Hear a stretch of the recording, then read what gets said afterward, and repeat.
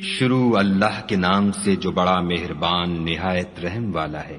ہم نے نوح کو ان کی قوم کی طرف بھیجا کہ پیشتر اس کے کہ ان پر درد دینے والا عذاب واقع ہو اپنی قوم کو ہدایت کر دو۔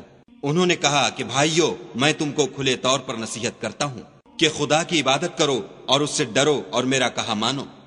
وہ تمہارے گناہ بخش دے گا اور موت کے وقت مقرر تک تم کو مہلت عطا کرے گا۔ جب خدا کا مقرر کیا ہوا وقت آ جاتا ہے تو تاخیر نہیں ہوتی، کاش تم جانتے ہوتے۔ جب لوگوں نے نہ مانا تو نوح نے خدا سے عرض کی کہ پروردگار، میں اپنی قوم کو رات دن بلاتا رہا، لیکن میرے بلانے سے وہ اور زیادہ گریز کرتے رہے۔ جب میں نے ان کو بلایا کہ توبہ کریں اور تو ان کو معاف فرمائے تو انہوں نے اپنے کانوں میں انگلیاں دے لیں اور کپڑے اوڑھ لیے اور اڑ گئے اور اکڑ بیٹھے۔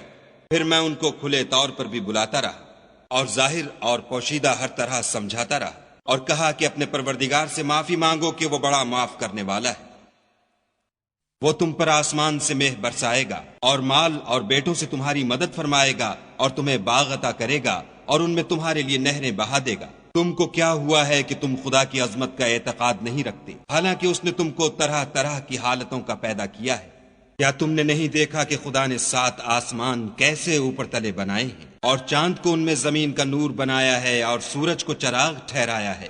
اور خدا ہی نے تم کو زمین سے پیدا کیا ہے، پھر اسی میں تمہیں لوٹا دے گا اور اسی سے تم کو نکال کھڑا کرے گا۔ اور خدا ہی نے زمین کو تمہارے لیے فرش بنایا تاکہ اس کے بڑے بڑے کشادہ رستوں میں چلو پھرو۔ اس کے بعد نوح نے عرض کی کہ میرے پروردگار، یہ لوگ میرے کہنے پر نہیں چلے اور ایسوں کے تابع ہوئے ہیں جن کو ان کے مال اور اولاد نے نقصان کے سوا کچھ فائدہ نہیں دیا، اور وہ بڑی بڑی چالیں چلے اور کہنے لگے کہ اپنے معبودوں کو ہرگز نہ چھوڑنا، اور ودہ اور سوا اور یغوس اور یعوق اور نصر کو کبھی ترک نہ کرنا۔ پروردگار، انہوں نے بہت لوگوں کو گمراہ کر دیا ہے، تو ان کو اور گمراہ کر دے۔ آخر وہ اپنے گناہوں کے سبب پہلے غرقاب کر دیے گئے، پھر آگ میں ڈال دیے گئے، تو انہوں نے خدا کے سوا کسی کو اپنا مددگار نہ پایا۔